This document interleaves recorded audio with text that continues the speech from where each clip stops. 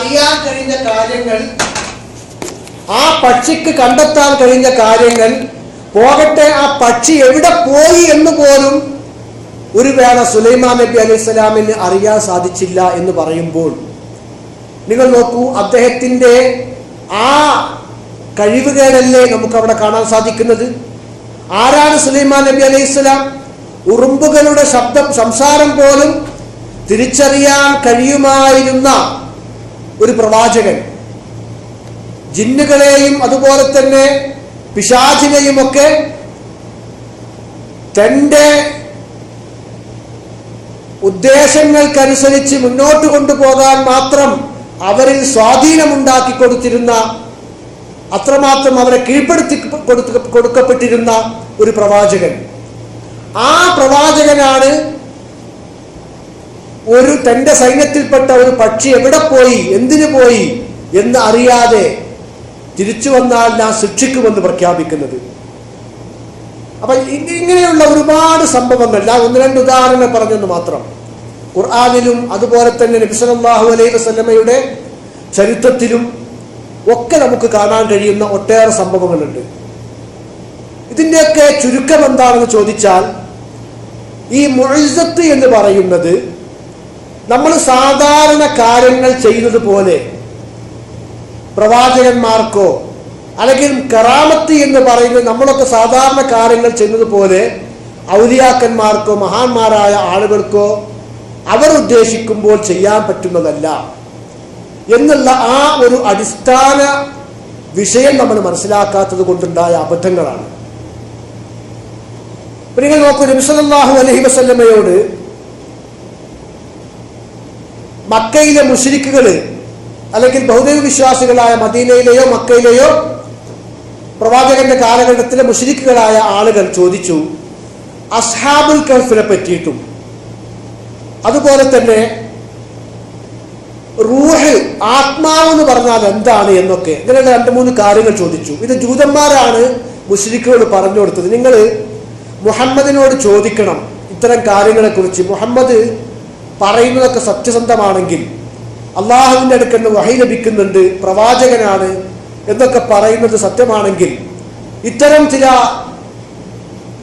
അദൃശ്യമായ കാര്യങ്ങളെക്കുറിച്ച്, പൂർവികരായ ആളുകളെ കുറിച്ച് അവന് എന്തെങ്കിലുമൊക്കെ അറിയുമോ എന്ന് നമുക്കൊന്ന് പരിശോധിക്കണം എന്ന നിലക്ക് ജൂതന്മാരായ ആളുകൾ മുശ്രിക്കുകളോട് പറയുകയും മുശ്രിക്കുകൾ വന്നുകൊണ്ട് നബി സല്ലല്ലാഹു അലൈഹി വസല്ലമയോട് ചോദിക്കുകയും ചെയ്തു.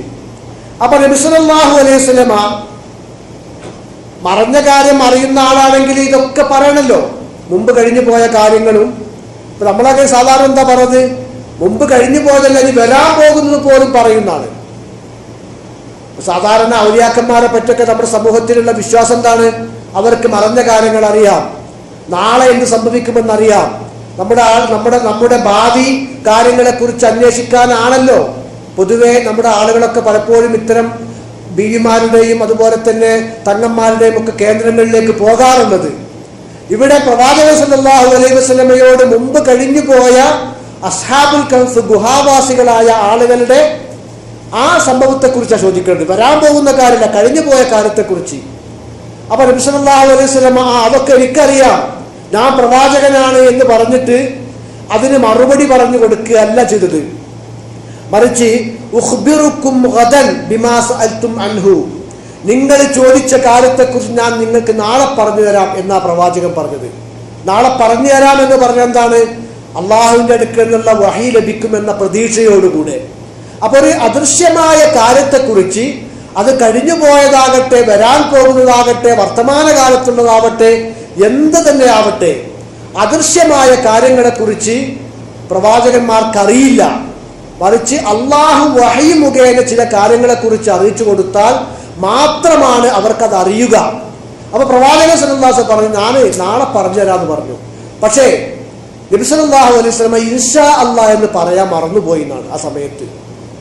കാരണം നാളെ വഹി ലഭിക്കുമെന്നുള്ളത് അള്ളാഹു ഉദ്ദേശിച്ചെങ്കിൽ, അള്ളാഹു അറിയിച്ചു തന്നാൽ എന്ന ഒരു കാര്യം കൂടി പറയണമായിരുന്നു.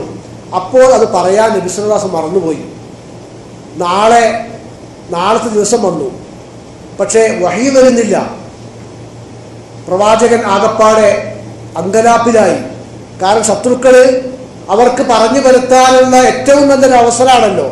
പ്രവാചകൻ കള്ളപ്രവാചകനാണ്.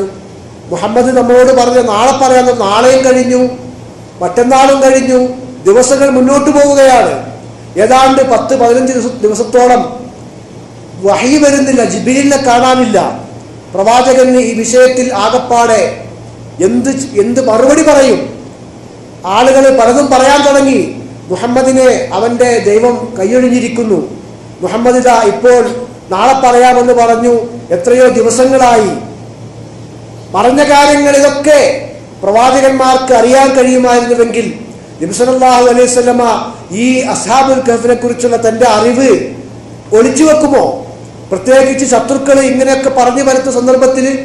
പക്ഷേ നബി സല്ലല്ലാഹു അലൈഹി വസല്ലമ നിസ്സഹായനാവുകയാണ്.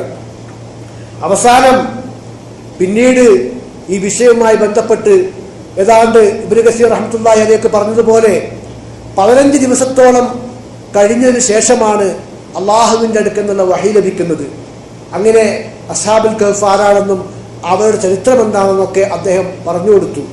എങ്ങനെ പറഞ്ഞു കൊടുത്തത്? താനിങ്ങനെ ലൗഹുൽ മഹ്ഫൂദിലേക്ക് നോക്കിയിട്ട് പറഞ്ഞതാണോ? പലപ്പോഴും അങ്ങനെയാണല്ലോ പറയാറുള്ളത്. നമ്മുടെ ചില ഔലിയാക്കന്മാരെ കുറിച്ചൊക്കെ നമ്മുടെ നാട്ടിൽ ഇപ്പോഴും പറയുന്നതാണ്, ആരെങ്കിലും ചെന്ന് എന്തെങ്കിലും കാര്യം ചോദിച്ചാൽ അവരിങ്ങനെ ഒന്ന് ആകാശത്തേക്ക് നോക്കുന്ന, എവിടേക്കാ നോക്കണം? അദ്ദേഹം ലൗഹുൽ മഹ്ഫൂദിലേക്ക് നോക്കുകയാണ്. എന്നിട്ട് അവിടെ രേഖപ്പെടുത്തി വെച്ചതൊക്കെ ഇവിടെ നിന്ന് ഇങ്ങനെ വായിച്ചിട്ട് നമുക്ക് പറഞ്ഞു തരികയാണ് എന്നൊക്കെയാണ് പല ആളുകളെ കുറിച്ചും മുസ്ലിം സമൂഹത്തിലെ ആളുകൾ ഇപ്പോഴും പറഞ്ഞു പരത്തുന്നതും വിശ്വസിക്കുന്നതും. നമ്മുടെ എന്തെങ്കിലും സാധനം കാണാതെ പോയാൽ, നഷ്ടപ്പെട്ടു പോയാൽ ഇത്തരം ആളുകളുടെ അടുക്കൽ പോയിട്ട് അതെവിടെ പോയി ബീവിയെ പറഞ്ഞു തരണം, തങ്ങളെ പറഞ്ഞു തരണം, എൻ്റെ മകനെ കാണാനില്ല, അവൻ എവിടെ പോയി അവന് നിങ്ങൾ പറഞ്ഞു തരണം. ഇതൊക്കെ അവരുടെ മുന്നിൽ പോയി പറയുമ്പോൾ അവർ എന്തെങ്കിലുമൊക്കെ പറയും, ചിലപ്പോൾ സംഭവിക്കും. അത് നമ്മൾ വിചാരിക്കുന്നു അതൊക്കെ അവർക്ക് മറഞ്ഞ കാര്യങ്ങൾ അറിയാനുള്ള കഴിവുള്ളത് കൊണ്ടാണ് എന്ന് വിശ്വസിക്കുകയും ചെയ്യുന്നു. നിങ്ങൾ നോക്കൂ, ഈ ലോകത്ത് മറഞ്ഞ കാര്യങ്ങൾ അറിയാനുള്ള കഴിവ് ഉണ്ടാകുന്ന ഒരു വ്യക്തി ഉണ്ടാകുമായിരുന്നുവെങ്കിൽ ആ വ്യക്തിയുടെ ആദ്യത്തെ ആളാരായിരിക്കണം? മുഹമ്മദ് നബി സല്ലല്ലാഹു അലൈഹി വസല്ലം ആകണ്ടേ? പക്ഷേ ഇത്രയും വലിയ ഒരു വിഷയത്തിൽ ഇത് വെറും ഒരു ആരുടെയെങ്കിലും ഒരു വിഷയമല്ല, മറിച്ച് പ്രവാചകൻ സല്ലല്ലാഹു അലൈഹി വസല്ലമയുടെ പ്രവാചകത്വത്തെക്കുറിച്ച് പോലും ആളുകൾക്കിടയിൽ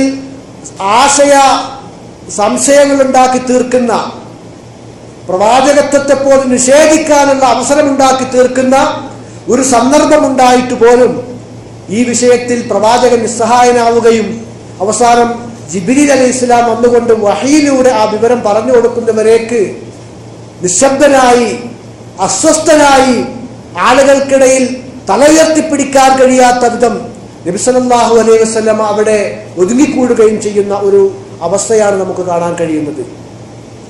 നിങ്ങൾ നോക്കൂ, നബി സല്ലല്ലാഹു അലൈഹി വസല്ലമയോട് ചില അമാനുഷിക കാര്യങ്ങൾ കാണിച്ചു കൊടുക്കാൻ വേണ്ടി മക്കയിലെ മുശ്രിക്കുകൾ ആവശ്യപ്പെട്ടു. ഇത്തരം ശത്രുക്കളായ ആളുകൾ, നീ ഒരു പ്രവാചകനല്ലേ, നീ ഇന്ന് അത്ഭുതങ്ങൾ കാണിക്ക്, നീ അത്ഭുതങ്ങൾ കാണിക്കുക എന്ന് പറഞ്ഞുകൊണ്ട് പലതും അവർ ആവശ്യപ്പെട്ടു. നബി സല്ലല്ലാഹു അലൈഹി വസല്ലമ സ്വാഭാവികമായും ഈ അത്ഭുതങ്ങൾ കാണിച്ചു കൊടുക്കുമ്പോൾ അവർക്ക് ചുട്ട മറുപടിയാണല്ലോ, ഞാനൊരു പ്രവാചകനാണെന്ന് തെളിയിക്കാനുള്ള ഒരു അവസരമാണല്ലോ. സാധാരണ കറാമത്തുകളെ അല്ലെങ്കിൽ മറ്റു അത്ഭുത കാര്യങ്ങളെ പോലെയല്ല. ഇവിടെ ആരെങ്കിലും രോഗം ഉണ്ട് എന്ന് പറഞ്ഞ് ചികിത്സ ആവശ്യപ്പെടുകയോ അല്ലെങ്കിൽ കാണാനില്ല എന്ന് പറഞ്ഞ് അത് എവിടെ നിന്ന് കാണിച്ചു കൊടുക്കാൻ ആവശ്യപ്പെടുകയോ അല്ല, മറിച്ച് താൻ ഒരു പ്രവാചകനാണെന്നതിന് തെളിവാണ് അവർ ആവശ്യപ്പെടുന്നത്. സ്വാഭാവികമായും പ്രവാചകൻ സല്ലല്ലാഹു അലൈഹി വസല്ലം അവരൊക്കെ ഇസ്ലാമിലേക്ക് കടന്നു വന്നെങ്കിൽ എന്ന് ആഗ്രഹിച്ചു കൊണ്ടിരിക്കുന്നു. അപ്പോൾ എത്രയെങ്കിലും തന്റെ കഴിവിൽപ്പെട്ട കാര്യമായിരുന്നുവെങ്കിൽ നബി സല്ലല്ലാഹു അലൈഹി വസല്ലം കാണിച്ചു കൊടുക്കും. അപ്പോൾ എന്താ പ്രവാചകൻ പറഞ്ഞത്? പ്രവാചകൻ എന്താ പറഞ്ഞത്? ഇതാ പിടിച്ചോളി എന്ന് പറഞ്ഞിട്ട് ഒരു മാജിക്കുകാരനെ പോലെ, ഒരു കണ്ടെട്ടുകാരനെ പോലെ, അല്ലെങ്കിൽ നമ്മുടെ നാട്ടിലൊക്കെ കറാമത്തുകളും അതുപോലെ തന്നെ ഈ അമാനുഷിക കഴിവുകളും വിറ്റു നടക്കുന്ന ചില ആളുകളെ പോലെ എന്തെങ്കിലുമൊക്കെ കാണിച്ചു കൊടുത്തു പ്രവാചകൻ സല്ലല്ലാഹു അലൈഹി വസല്ലമ? വിശുദ്ധ ഖുർആൻ അത്തരം ഒരു സന്ദർഭത്തിൽ പ്രവാചകനോട് തന്നെ പറഞ്ഞതെന്താണ്? വഇൻ കാന കബുറ അലൈക ഇറാദുഹും, അവര് പിന്തിരിഞ്ഞു പോകുന്നത് പ്രവാചകരെ താങ്കൾക്ക് പ്രയാസമുണ്ടാക്കുന്നുണ്ട് എങ്കിൽ ഈ അമാനുഷിക കാര്യങ്ങൾ കാണിച്ചു കൊടുക്കാൻ വേണ്ടി ആവശ്യപ്പെട്ട ആളുകൾ യഥാർത്ഥത്തിൽ അത് കാണിച്ചു കൊടുത്താൽ വിശ്വാസികളൊന്നും ആയിക്കൊള്ളണമെന്നില്ല.